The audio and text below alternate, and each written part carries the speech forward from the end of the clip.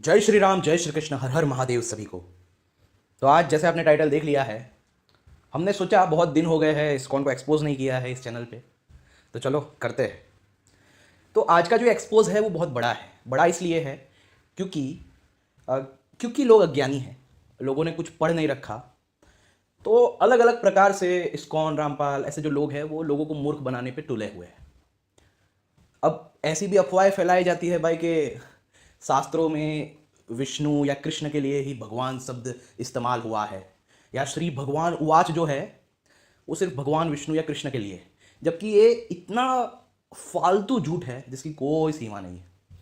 क्योंकि अगर किसी ने सिर्फ एक पुराण भी पढ़ा होगा ना, ज़्यादा पुराणों की बात भी नहीं कर रहा, सिर्फ एक पुराण पढ़ा होगा, तो वो अच्छे से जानता है कि भगवान शब्द, हाँ, वाल्मीकि के लिए भी यूज़ हुआ है, सूत गोस्वामी के लिए, सूत जो महर्षि थे उनके लिए भी इस्तेमाल किया गया है, पराशर जी के लिए भी इस्तेमाल किया गया है, वेद व्यास जी के लिए तो किया ही है, सुखदेव जी के लिए भी कितनी जगह पर किया गया है, और जितने भी इवन मार्कंडे मुनि, भरत मुनि, जितने भी आत्मज्ञानी ऋषि हैं जिनको आत्मज्ञान प्राप्त हुआ है उनके लिए किया गया है।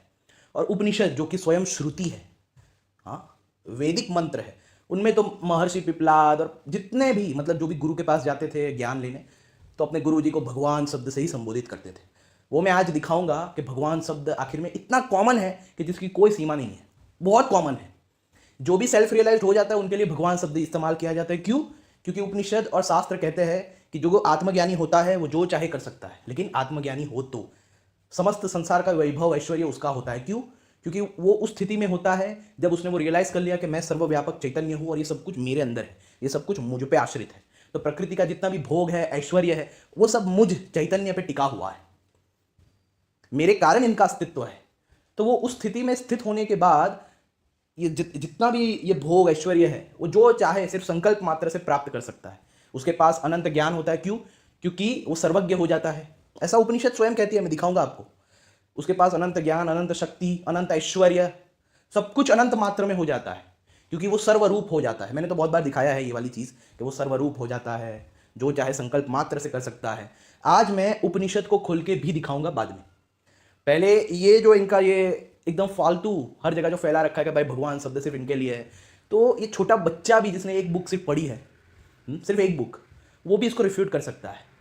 ये बड़े बड़े महर्षि, ऋषि, सप्त ऋषियों को भी भगवान शब्द बार बार संबोधित किया गया है। इवन अष्टावक्र जी को भी प्रभु, भगवान ऐसे शब्द से संबोधित किया गया है। जितने भी महर्षि आत्मज्ञानी है सबको किया गया है। और यहाँ पर ये स्पेशली जो वीडियो है वो शिव जी पर है, क्योंकि ये लोग आराम से तर्क देते रहते हैं ये फालतू का कि देखो भगवान शब्द तो सिर्फ है ना ये कृष्ण या विष्णु के लिए ही है, भगवान वाच भी सिर्फ इनके लिए होता है। तो मैं आज इन्हीं की भागवतम में, इन्हीं की भागवतम से, जो भागवत भागवत चिल्लाते हैं ना पूरे दिन टॉप मोस्ट, उसी भागवत से इनके ट्रांसलेशंस दिखाऊंगा कि श्लोक में भगवान शब्द इस्तेमाल किया गया है शिव जी के लिए, लेकिन इन लोगों ने उसे गलत ट्रांसलेट कर दिया है। मैं दिखाऊंगा, आप भी साफ साफ देख सकते हैं। तो ये है वेदाबेस, जो इस्कॉन की ऑफिशियल साइट मानी जाती है। प्रभुपाद के सभी बकवास सड़क छाप ट्रांसलेशंस आपको इसमें मिल जाते हैं कमेंट्री के साथ। ट्रांसलेशंस तो है ही सड़क छाप, उससे भी गई गुजरी कमेंट्री के साथ आपको ये वेदाबेस जो है इस्कॉन की ऑफिशियल साइट, उसमें आपको प्रभुपाद के सब मिल जाते हैं। तो अब देखिए ये 12 पॉइंट, ऐसे तो बहुत सारे वर्सेस हैं, लेकिन मैं कुछ कुछ वर्सेस दिखाकर आपको अंदाजा दिला दूंगा कि ये लोग किस प्रकार से करते हैं, और फिर वो भोंकते हैं हर जगह कि देखो भगवान शब्द तो और किसी के लिए है ही नहीं, है ही नहीं, है ही नहीं। तो मैं आपको ये 12.10.19 जो भागवतम का है, श्रीमद् भागवत पुराण, उसका ये दिखो, ये शिवजी के लिए इस्तेमाल किया गया है, श्री भगवान उवाच। किसके लिए है ये? शिवजी के लिए है, श्री भगवान उवाच। देखो आप, श्री भगवान उवाच, ये कहते हैं ना कि भाई श्री भगवान उवाच तो सिर्फ कृष्ण या विष्णु के लिए है। देखो इन्हीं की भागवत में, इन्हीं की भागवत पुराण से मैंने प्रूव कर दिया इस बात को कि भगवान उवाच जो है वो यहाँ पे लॉर्ड शिवा के लिए। देखो Lord Shiva said, lord Shiva said. अब यही श्री भगवान उवाच श्री कृष्ण के लिए या विष्णु के लिए जब जब यूज हुआ है, तब ये लोग ट्रांसलेट करते हैं supreme personality of God head said, लेकिन यहां पे सिर्फ ट्रांसलेट किया लॉर्ड शिवा सेड। देखा? देखा आपने? यहां पे सिर्फ ट्रांसलेट क्या किया? Lord Shiva said. लेकिन वहीं अगर ये श्री भगवान वाच दूसरों के लिए, मतलब विष्णु या कृष्ण के लिए होता, तो क्या ट्रांसलेट करते हैं? Supreme personality of God head said. अब यहां पे शिव जी के लिए इस्तेमाल हुआ या नहीं हुआ? तो इनका ये पाखंड जो है वो खंडित हो गया। यहां पे शिव जी के लिए श्री भगवान वाच हुआ है, ये खुद भी कहते हैं लॉर्ड शिवा सेड, कि लॉर्ड शिवा ने कहा, तो लॉर्ड शिवा के लिए यहां पर भगवान शब्द इस्तेमाल हुआ है। देखो खंडन हो गया इनका। और भी जगहों पर ये देखो 12.10.10, 12.10.10 में ये देखो श्लोक में भगवान, ये देखो, तो यहां पर भगवान का ट्रांसलेशन ये करता है द ग्रेट पर्सनालिटी। जहां जहां श्री कृष्ण या विष्णु जी के लिए भगवान शब्द है वहां पे ट्रांसलेट करते हैं supreme personality of God head, और जहां पे दूसरों के लिए भगवान शब्द आता है वहां पे ये ट्रांसलेट करते हैं ग्रेट पर्सनालिटी, यानी महापुरुष, ग्रेट पर्सनालिटी। तो ये देखो, understanding the situation very well the powerful Lord. हाँ, अगर विष्णु या कृष्ण के लिए यहां पे होता भगवान शब्द तो है ही, तो यहां पे ट्रांसलेट करते the supreme personality of God head Krishna employed his mistake power. लेकिन यहां पे भगवान शब्द है, यहां पे लिखा द ग्रेट पर्सनालिटी, और यहां पे लिख दिया the powerful lord Shiva employed his mistake power, employed his mystic power to enter within the sky of Markande's heart just as the wind passes through an opening। तो यहां पे भगवान शब्द फिर से शिव जी के लिए इस्तेमाल हुआ इन्हीं की भागवत में, इन्हीं की भागवतम में। अब ये देखो 12.10.18 यहां पे भी भगवान शब्द इस्तेमाल हुआ है शिव जी के लिए। ये देखो भगवान, Suta Goswami said in this words praised he, भगवान आदिदेव, आदिदेव यानी जो आदि है सभी देवी देवताओं के वो, और भगवान भी इस्तेमाल हुआ है भगवान, तो भगवान का ट्रांसलेशन क्या किया the powerful lord Shiva. Krishna या विष्णु के लिए होता तो क्या करते the supreme personality of Godhead. तो ये देखो Suta Goswami said lord Shiva the foremost demigod, यहां पे आदि देव है कि जो देवों के भी आदि है, देवों के भी आदि है यानी बिगिनिंग है, उसका ट्रांसलेशन करता है द फॉरमोस्ट ऑफ डेमीगॉड्स, और यहां पे भी वही लिखा the Lord Shiva the foremost demigod. तो यहां पे भी शिव जी के लिए भगवान शब्द आया है, देखो भगवान शब्द शिव जी के लिए भी आया है। तो ये तो बस 3 दिखाए हैं, ऐसा तो पाखंड इन लोगों ने अपने ट्रांसलेशन में किया ही हर जगह। तो मतलब खुद ही गलत ट्रांसलेट करते हैं और खुद ही वीडियो बना के यहां वहां वीडियो बना के भौंकते रहते हैं पूरा दिन कि भाई भगवान शब्द तो किसी और के लिए है ही नहीं, है ही नहीं, कृष्णा के लिए ही है, विष्णु के लिए ही है, और किसी के लिए है ही नहीं। और इनकी ही भागवत से मैंने तीन श्लोक दिखा दिए कि जहां पे शिव जी के लिए भगवान शब्द है, और ये भगवान शब्द कोई उतना बड़ा नहीं है, ये लोग बहुत बड़ा चढ़ा के भौंकते हैं। रियलिटी ये है भगवान शब्द तो ये जैनों में भी है, ये जैन जो है जैन लोग उनमें भी भगवान शब्द है आत्मज्ञानी के लिए। और एक बात कि अकॉर्डिंग टू हिस्टोरियंस, क्योंकि हिस्टोरियंस तो सबसे पुराना ये हमारा मानते नहीं है, अकॉर्डिंग टू हिस्टोरियंस बुद्ध के लिए सबसे पहले ये भगवान शब्द भगवतो शब्द ये इस्तेमाल किया गया था।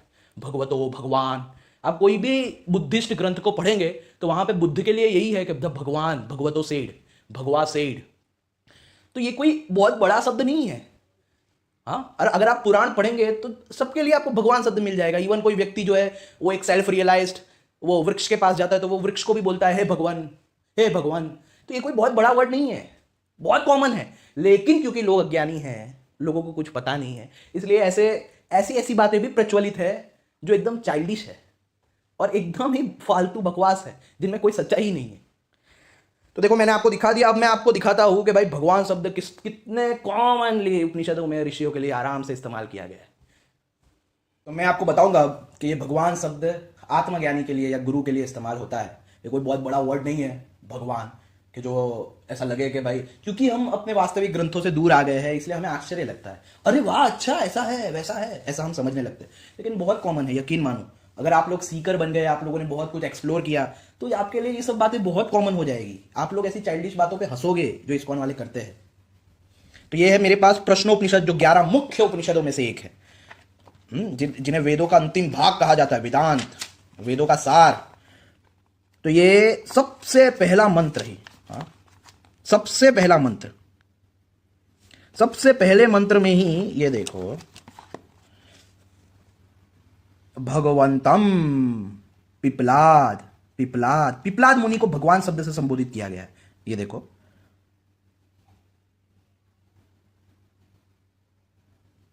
भगवान पिपलाद के पास यह सोचकर कि ये हमें उसके विषय में सब कुछ बतला देंगे, हाथ में समिधा लेकर गए। कौन? भगवान पिपलाद।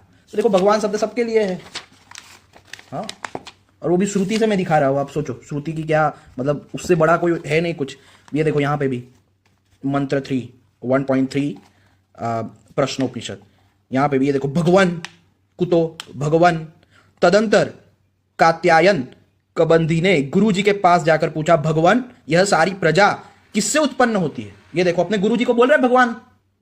हाँ, और ये क्यों बोल रहे हैं, मैं आपको आज उपासना का भी साइंस बताऊंगा, क्योंकि कितने लोग बड़े उछल रहे हैं कि भाई ये उपासना वो उपासना। मैं आपको उपासना का साइंस उपनिषदों के माध्यम से बताऊंगा कि उपासना के पीछे क्या साइंस है, ये उपासना आखिर क्रिएट क्यों की गई। आज मैं वो साइंस आपको रिवील कर दूंगा, ताकि आप ये पाखंडियों का मुंह बंद कर सको अपने ज्ञान के माध्यम से। तो ये 2.1 में फिर से भगवान शब्द इस्तेमाल हुआ है, ये देखो।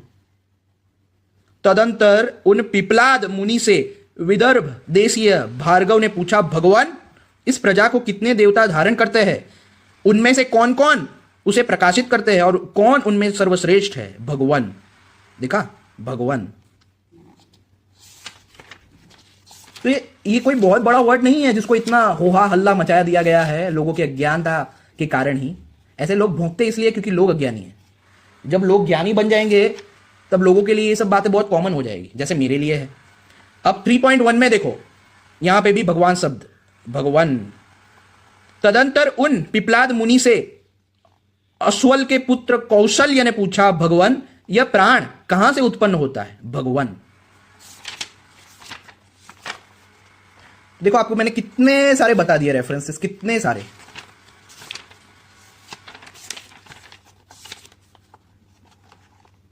हाँ, ये एक्चुअली इस्कॉन का सब कुछ खंडन फड्डन कर देता है। ये 4.10 कि हे सौम्य, इस छायाहीन अशरीरी अलोहित शुभ्र अक्षर को जो पुरुष जानता है वह पर अक्षर को ही प्राप्त हो जाता है, वह सर्वज्ञ और सर्वरूप हो जाता है। इस संबंध में यह मंत्र है, वह सर्वज्ञ और सर्वरूप। ये जो भोंकते हैं ना पूरा दिन कि हम तो सर्वज्ञ कहाँ है, हम तो सर्वज्ञ कहाँ है, हम तो सर्वरूप कहाँ है, इनको यही नहीं पता कि आत्मज्ञान होने तक ही हमारे में यह अविद्या है, या हम सर्वज्ञ नहीं अल्पज्ञ है। आत्मज्ञान के बाद भाई श्रुति को तुम नहीं काट सकते, समझ आया? ये वेद कह रहा है, तुम्हारे सड़क छाप सेक्टेरियन बुक्स नहीं कह रहे। अपनी औकात में रहो इस्कॉन वालों, वरना मैं ऐसा एक्सपोज करूंगा कि सब तुम्हें पत्थर मारेंगे।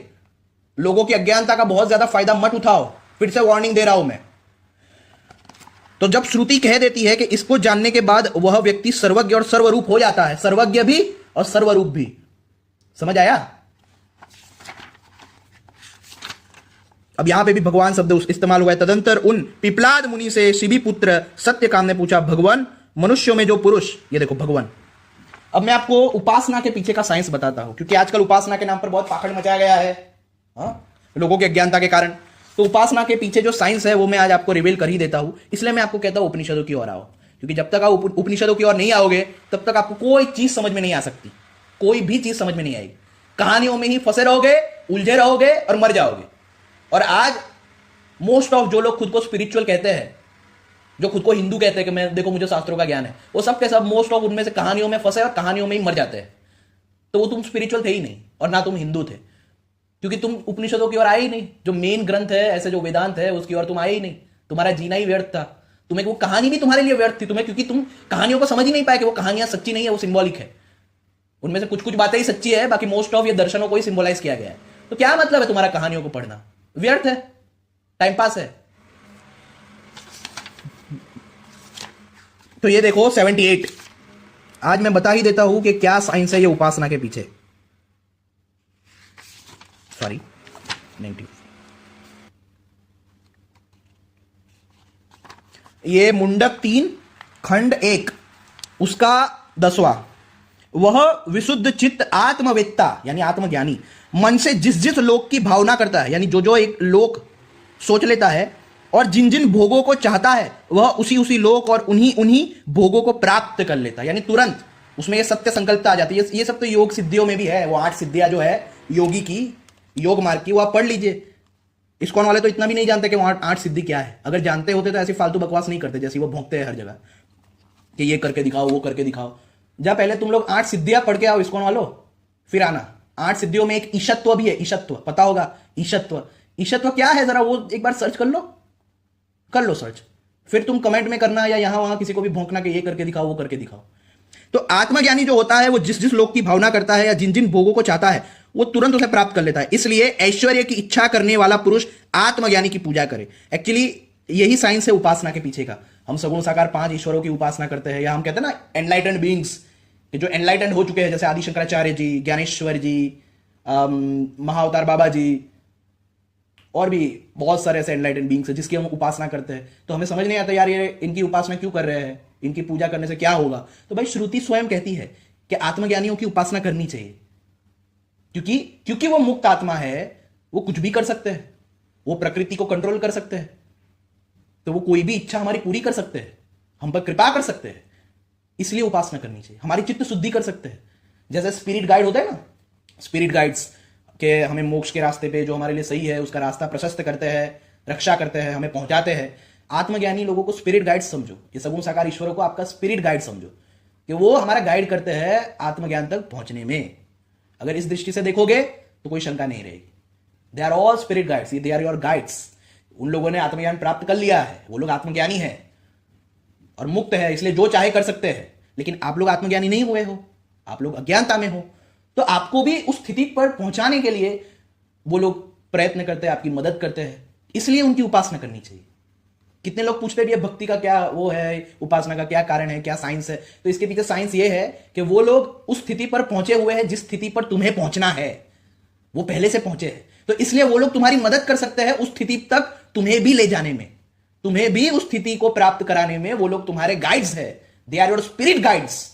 अगर सगुण साकार ईश्वरों को और ये जितने भी मुक्त है जो उस अवस्था में पहुंच चुके हैं ब्रह्म की, और मुक्त आत्माओं की तरह जो चाहे कर रहे हैं, हालांकि उनमें इच्छा नहीं रहती लेकिन स्वतंत्रता तो है, तो उनको आप अपना स्पिरिट गाइड समझो कि वो उस अवस्था को प्राप्त कर चुके हैं जिसे अब मुझे प्राप्त करना है, तो वो मेरी हेल्प करेंगे, मेरी मदद करेंगे, इसलिए मुझे उनकी उपासना करनी है। अगर इस तरीके से उपासना को देखोगे तो आपको कोई शंका नहीं रहेगी, ये साइंस है इसके पीछे का। अब यही द्वितीय खंड में 3.2.1 में यह आता है कि वह आत्मवेत्ता इस परम आश्रय रूप ब्रह्म को, जिसमें यह समस्त जगत अर्पित है और जो स्वयं शुद्ध रूप से भासमान हो रहा है, जानता है।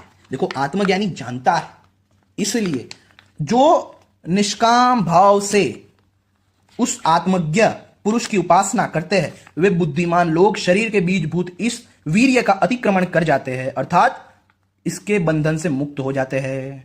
ये देखो, ये मत कहना मायावादी भाष्य, भाष्य तो ये है भाई, भाष्य तो अभी दिखाया ही नहीं है, ये तो मैं ट्रांसलेशन दिखा रहा हूं सिर्फ।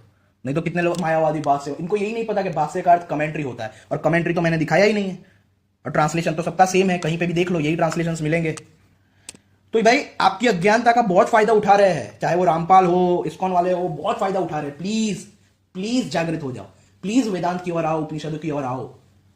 कब तक ऐसे अज्ञानता में जियोगे, कब तक ऐसे बेवकूफों की तरह घूमते रहोगे, ज़ॉम्बीज की, ब्रेनलेस ज़ॉम्बीज की तरह रहोगे। हाँ, अगर तुमने हिंदू के रूप में जन्म लिया है, सनातन धर्मी के रूप में जन्म लिया है, तो सनातन धर्म को वास्तविकता में नहीं जाना है, तो फिर तुम्हें और ये ज़ॉम्बी लोग जो ये इस्लाम और क्रिश्चियनिटी में, उनमें क्या फर्क है। अगर वैसे ही तुम्हें ज़ॉम्बी बने रहना था तो इस्लाम क्रिश्चियनिटी पढ़े हैं, ये जूइश लोग पढ़े हैं, वहां पे ज़ॉम्बीज की तरह चाइल्डिशनेस में जीते। लेकिन अगर सनातन धर्म में आकर भी उपनिषदों को नहीं पढ़ा, वेदांत की ओर नहीं आए, तो वो जीना बकवास है, व्यर्थ है। लोग खुद को स्पिरिचुअल मानेंगे, मानते रहे, वो अज्ञानता में, वो स्पिरिचुअल नहीं है। कहानियों को जानना, कहानियों को पढ़ना, ये स्पिरिचुअलिटी नहीं है। कहानियों को समझना स्पिरिचुअलिटी, क्या रियलिटी में तुम समझे वो कहानी क्या है, और वो तब तक समझ में नहीं आ सकती जब तक सांख्य दर्शन, योग दर्शन और वेदांत दर्शन ना पढ़ा। और एक बात, ये लोग जितना भी ये पाखंड मचाते हैं दूसरे देवी देवताओं के बारे में, उसका मैंने खंडन किया है। जैसे कि आज आपने देखा कि भाई आपकी आंखें खुली होगी, जो लोग अज्ञानता में जी रहे थे उनकी, कि भगवान शब्द तो बहुत कॉमन है, आत्मज्ञानियों के लिए इस्तेमाल होता है। उसके अलावा आज शिव जी के लिए भी आपने देखा कि कैसे ये लोग पाखंड करते हैं अपने ट्रांसलेशंस में, जहाँ पे भी लॉर्ड शिवा को भगवान कहा गया है उनमें। तो ये तो कुछ नहीं है, और भी बहुत कुछ है। ये तो मैंने अभी तक जितना एक्सपोज किया है वो तो बस एक छोटी सी झलक है, ऐसा आप समझो।